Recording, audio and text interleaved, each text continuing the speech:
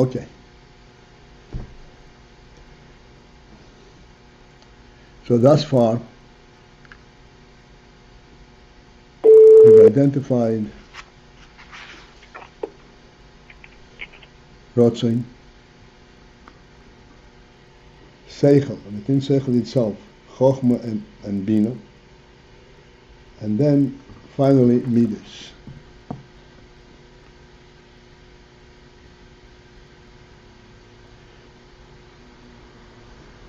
which is actually covering a huge spectrum, where ratzon is altogether not a presence. It is rather the representation, the truth of the etzem. Seichel is how this truth is translated at a comprehensible level, which is no longer the truth, it's only comprehending. It's a phenomenal understanding, but nonetheless it's a comprehension thing. And then in midot, this is where it becomes a real metzius. Vehadugmah mizeh yuvan lamayla. We just started. Where are we? We're on page AYIN Zayin Ois Lamed Dalet. Vehadugmah. Oh, okay. After the kitzur. Vehadugmah mizeh yuvan lamayla. The symbol of the inyan, as we discussed in the Kochas HaNefesh, Yuvan Lamayla, they will understand how this in is Lamayla, above, in the Lakus. The Chochmah, that there too, in Chochmah, Meir Riboy Oyer, shines Riboy Oyer, an overwhelming amount of oil. Riboy means an overwhelming of oil. Let us again focus in the principle of what is meant by oil.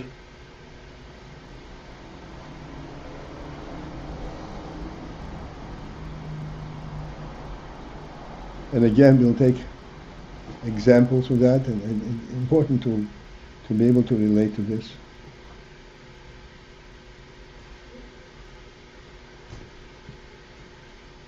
The best example for us is the human being. There are different functions of the human being, but he acts totally differently than having the animal.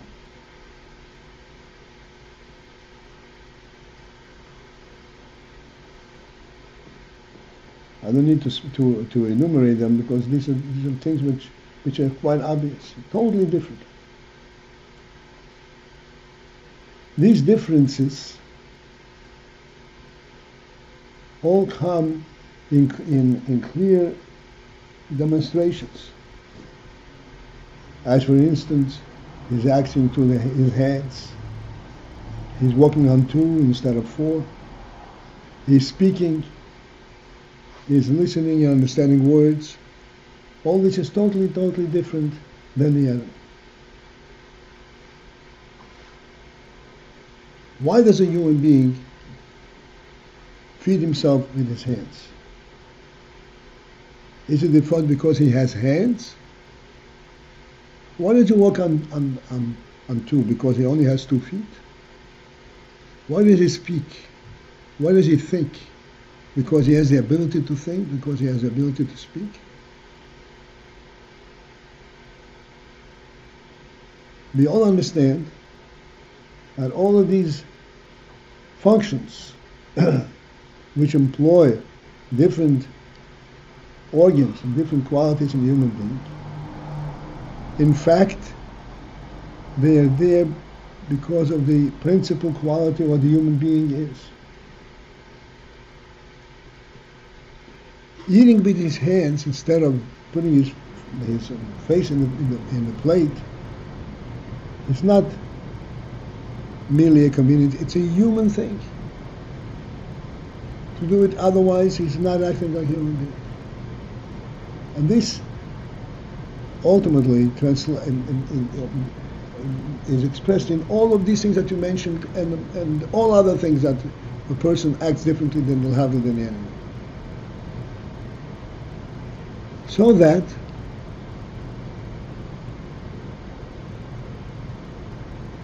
at this stage there is the clear cognizance that this is a human being acting. Not that this is a proper way of action, this is a human being acting. This is called oir.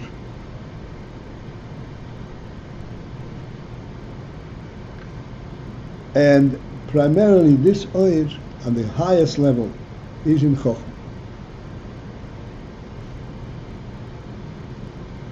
At this point, when as mentioned, the human being different than the animal, the conceptualization of a human being different than the animal, this is at the Chochmah level. This is where you really sense the phenomenal difference, the oil of the human being. Not only the difference in comparison to the animal, but the reality of the human being. This is called oil. And in Chochmah is meir riboy oil. There is a lot of oil, which means in Chochmah you sense this reality very, very clearly and in very broad and all-encompassing manner. All-encompassing manner. And the Rebbe explains, Lefi, and that is due to the fact, why in Chochmah riboy oil? Lefi, because Chochmah hi b'bchinas midot kelim. It is because the Chochmah is b'bchinas, is in a state of midot kelim. There is very little, limited amount of kelim. There is no grasp in Chochmah. There is no translation of Chochmah. Chochmah, it represents that which you see directly the way you see it.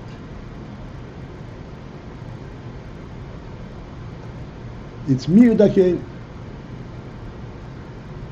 The keli is minimal, although in fact you do have kelim in Chochmah. So let's step away from Chochmah for a moment and use a lower level, which is comparable to Chochmah, which is sight.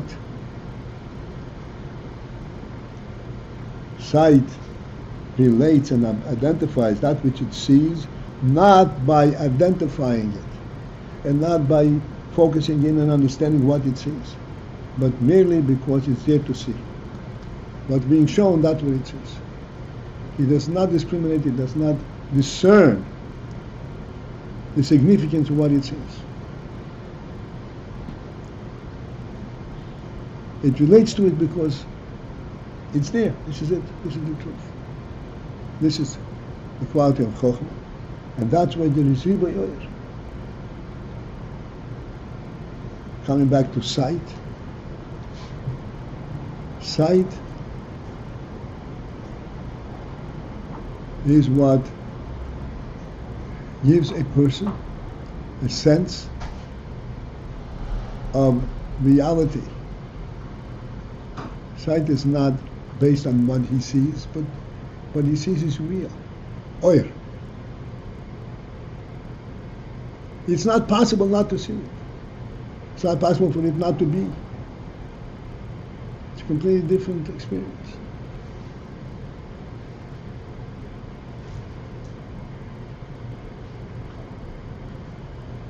In hearing, when you hear something, there's a beginning and a middle and an end. You hear, you know where the sound comes from. In sight, it doesn't come from nowhere. You see it because it's there to be seen.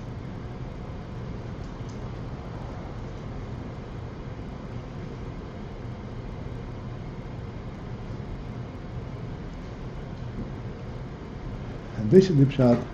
There is riboy oil, and the reason there is, this is called oil, please understand, thank you very much.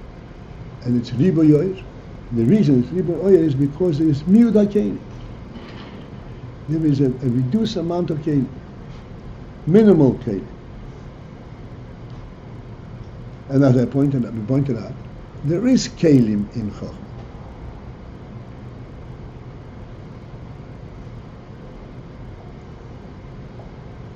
Just as in the example of sight, there is a keli in sight, even though you're seeing the reality as it is. Nonetheless, there's a keli. You see it with your eyes, and when you see it, you don't think in terms of, it came into my vision. I see it because it's there.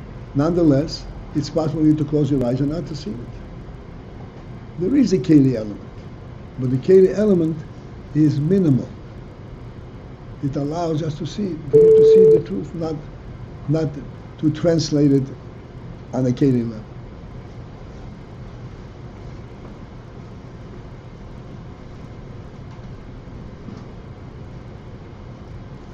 Ukiyodua, and as is known, thank you very much.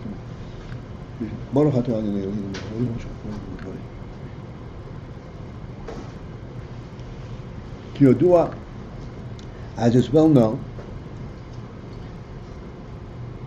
the b'chochmo, that in chochmo, gam ha-keli, even the keli, he be'erech el ha'oir.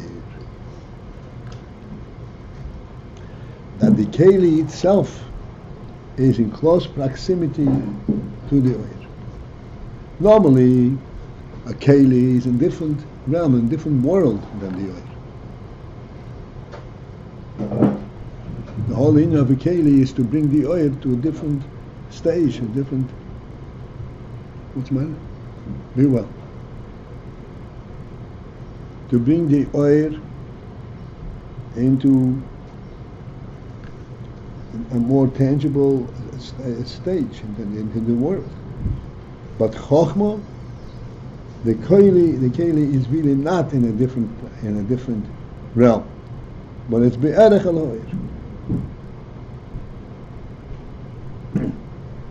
Do we explain why it says kelim for one sphere of Chochmah? No, please.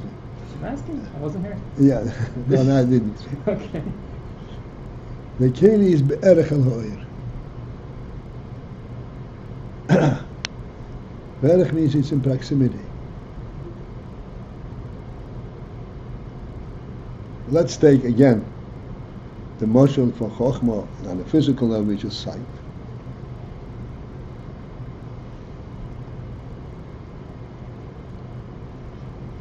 There's a phenomenal difference between the eye, which is the keli for sight, and the ear, which is the keli for hearing. The keli for sight, the eye, what makes the eye capable of seeing? It's total beetle. It's transparency. What makes the ear a keli for hearing? Capturing the sound and reproducing it. Completely different phenomenon. There is a mitzvah of keli in Chochmah, in Asai, it is be'erech al ha'oir. It is almost like the oir itself.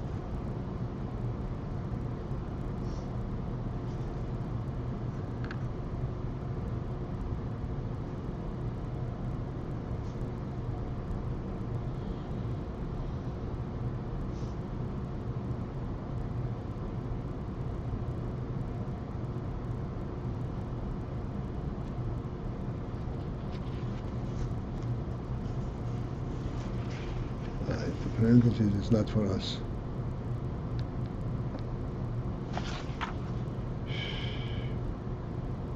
It only goes until. What? It only goes until halfway into this paragraph. Oh, okay, I see. Right. All right, we'll go down about halfway down this lower section. The line begins with the word Garmehi.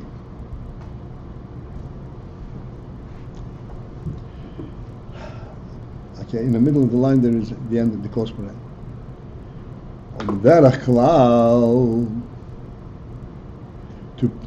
To express the inner from Chochmah on a very general level, Harei Chochmah, behold, Chochmah hi bichinas nekuda levat. Chochmah is the union of only a Nakuda. In other words, the principle of Chochmah is not what it contains, the elaboration, rather than the principle that there is, that it's there, Nakuda.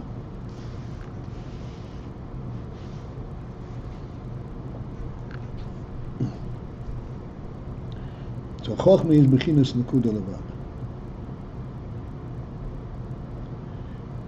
Shehi bechinas AYIN, and Nakuda is the bechina of AYIN, bechina of non-entity, of nullification, of self-nullification. He does not claim any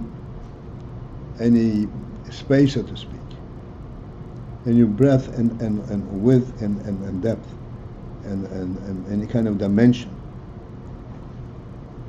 Just the principle itself. It's bechina sayir. Al kain, and therefore, because Chochmah is bechinas AYIN, Nakuda levad, meir sham ha'oy b'ribui. There in Chochmah shines the oil b'ribui in great measure.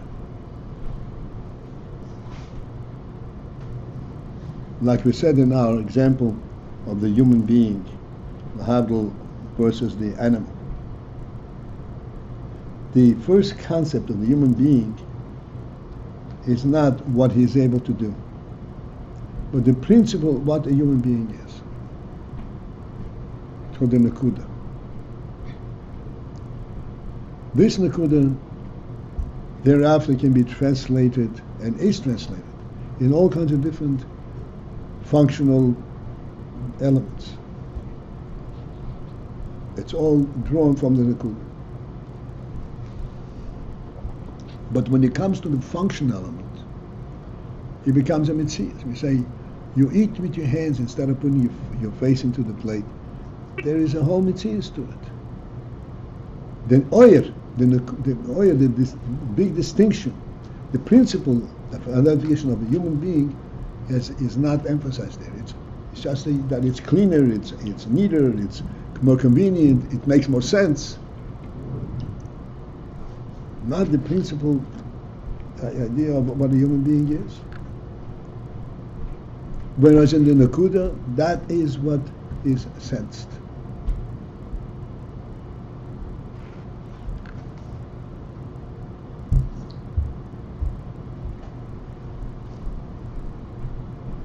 And the reason that in Nakuda, this is what's sensed, is because Nakuda is a non-entity. It takes only the truth that is given to it. It does not retranslate it. And that's why there is oil b'ribui.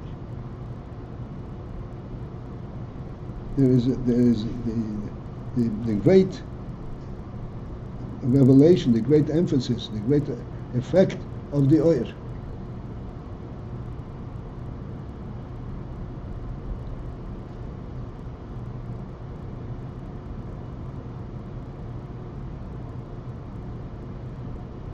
This is what is an ongoing debate since the beginning of time. Even in the time of the Rambam, where his opponents, the scientists of that time, claimed that we can train a cat to acquire human qualities, a human sense. And they actually put it to the test. We all know the story. They took a test at a cat and they trained it to serve food dishes. And then they said they're ready. So the emperor of the time called a big feast, and they're going to demonstrate. This is now the debate between the Rambam and them is going to come to its focal point. They're going to demonstrate, their victory. And as a matter of fact, the cat was serving at this feast and was doing a tremendous job. And then the emperor turns to the Rambam, "Nu, what is your response?" So the Rambam said, I beg a moment of interaction. I have to go home, and I come right back. Rambam went home, wherever he went, and he came back, and he says, "Okay, are you ready? I'm ready for my response." So he stands up, and he takes out of his pocket a little box. He opens his box, and out jumps a mouse. As soon as the mouse jumps, and the cat was carrying hot soup, for example, the cat drops the soup and hops after the mouse. So that completely disrupted their whole effort. Now here is a good case in point. They were able to train the cat to act like a human being, but they didn't give him a human sense. There's no way you can do that. Oir, you cannot give. You can teach K, functional aspect, but the oir you cannot implant. This is a neshama thing. Only the REBBE can give that. And this is what happened there. This is demonstrated this in.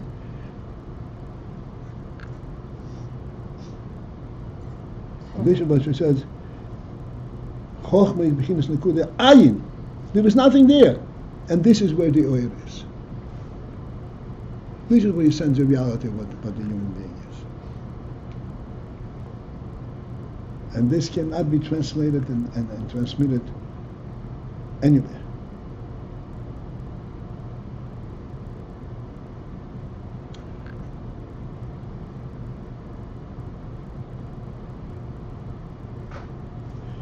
Obebina, okay, we continue on. As we have been discussing that there is different levels in oil also, and the reason there's different levels of oil is due to the different qualities of the kelim. So, we're speaking now the way. First we had the moshel from Nefesh. Now we're speaking about the Ma'ila.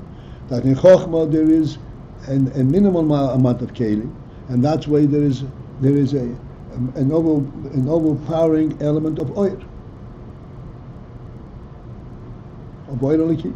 Ubebina, and then in Bina, nismaid ha'oir, the oil is reduced.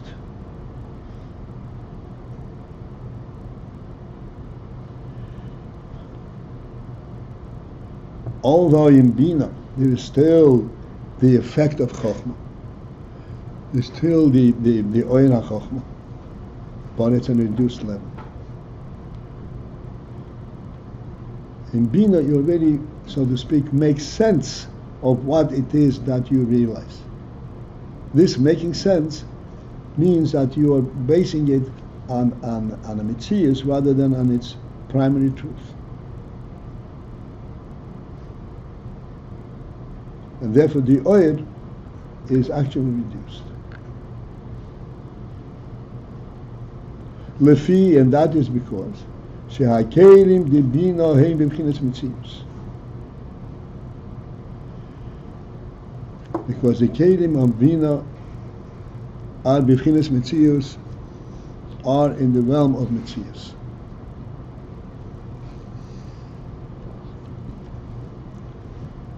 In contrast to the kelim of Chochmah, where Chochmah is in a kudah, and the kelim are b'bchinas AYIN, do not play a role, do not represent themselves. They are to be ignored, and therefore, and the principle that is brought through the kelim is the oil. In Bina, there's a mitzias, and it's not to be ignored. Like again. So what means? What? I'll wait. I want to ask something, but I'll wait. All right. Like we said, there is the nakuda of the human being, and the human being eats with his hands feeds the food into his mouth with his hands rather than putting his face into the plate.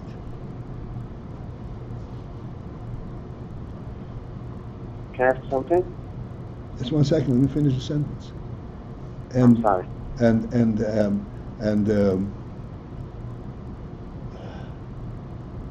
What is the? This is like the keli for the seichel ha'odem at that level. But this has its own explanation. It's a cleaner and neater and more convenient way of doing it, and it allows a person to eat without putting his face into, in other words, without being completely imbued with this function of eating. Wait, so that's indicating it has a metzius, it has its so-called, its own justification, is that the point here? It's a keli that stands. I'm just trying to get what's 1 being second. illustrated. Yeah. So that means that the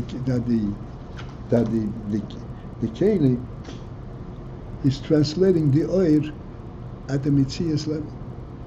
It says convenient and comfort and neat. That's a mitzias.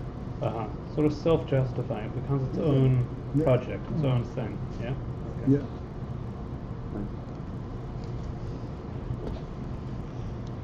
In other words,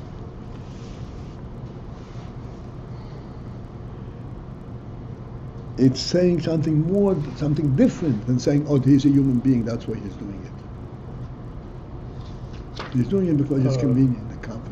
We say convenience ultimately points to the human stature, but here we're kind of stressing how it's a little bit of Bina understands it at that level. Bina understands this phenomenon, this function at the level of the convenience. That's why it's designed that way. Mm-hmm. Mm-hmm. Although it is rooted in the Chochmah. Okay. Yes, the Shlomo. What means Chochmah is the beginning of Nakuda? What means Nakuda? Nakuda means just expressing the principle without elaboration, without hesbon, without putting it into a perspective, into a space and time.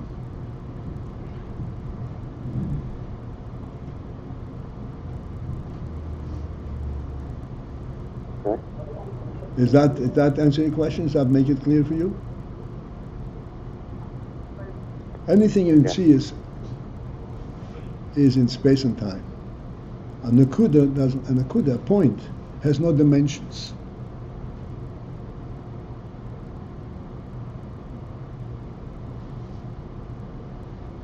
Mm-hmm. And nakuda and aura are synonymous almost here. No, nakuda and oir are not synonymous. Nakuda is a keli for oir. Huh. Okay. Interesting. It means to express the oir. And it's quite strange that we can have any sense of an akuda, right? Because it's... Why? We have a sense of ratzon, we have a sense of chayas. True, okay.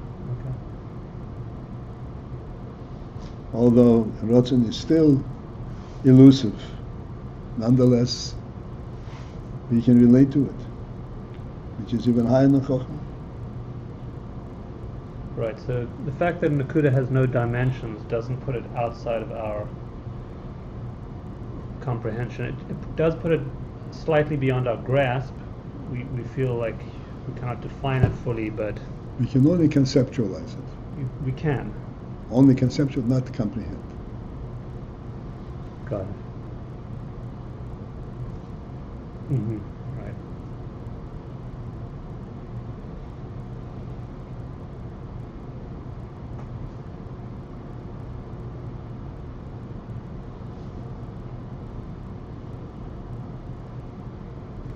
And somehow Bina references or gets something from the Nakuda. Right. Bina takes the principle of the Nakuda and translates it in Mitzias. So as much as Bina has ribui kelim and seems to deal with definition much more, still it is looking towards concept, looks towards the point. Right. And this is the great phenomenon of Bina, that it is a Mitzias, but it is reflecting in Mitzias that which is higher than Mitzias.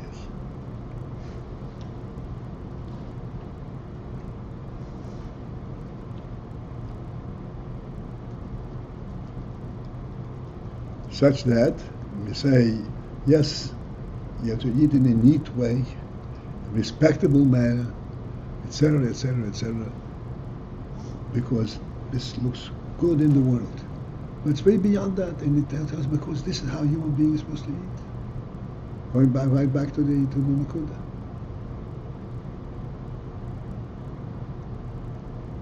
Although human being and eating are two different worlds.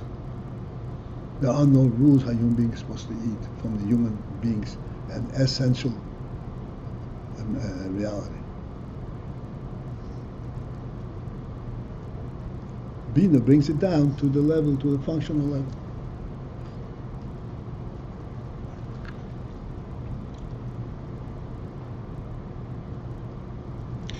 Okay, let's just do a little more. Okay, the line begins with Hey B'Bchinas Mitzius. The Kelim of Bina are B'Bchinas Mitzius. There's a Mitzius to these Kelim. As we said, they are identifiable in terms of time and in terms of space.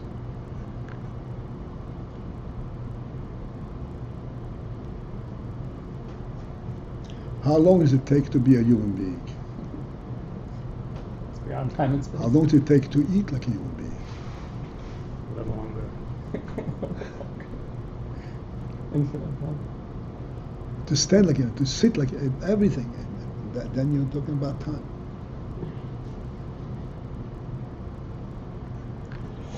The RASHAB, the Bino, the Shem, everything, they're talking about the way things are Lamaila.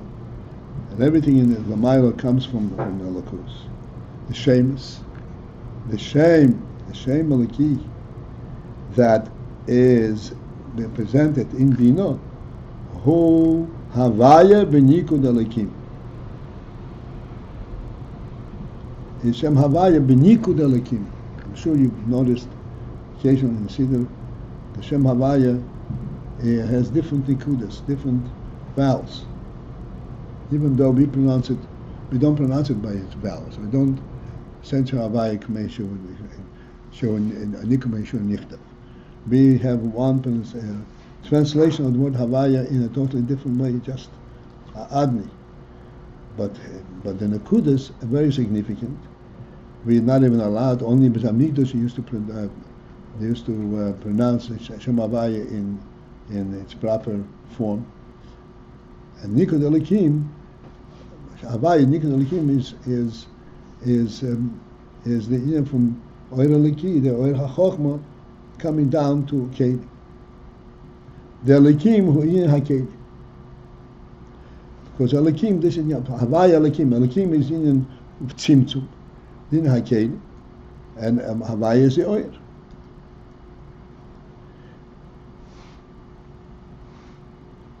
And the reason that the Bina, the Shem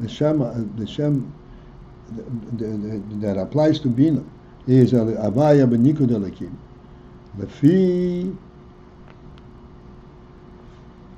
so the Bina, he B'Chinas Hasoga. Because Bina is the aspect of Hasoga, comprehension.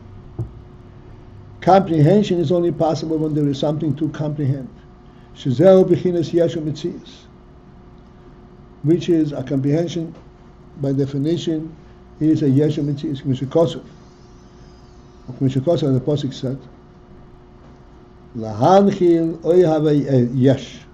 Lahanchil, to bestow Oyahavai upon my lovers, Yesh. Yesh means it's in from Bina, a presence. And therefore, being that the Kelim are in the state, in the realm of Mitzius, Alkein, Therefore, ha'oin hu b'bechinas mi. These are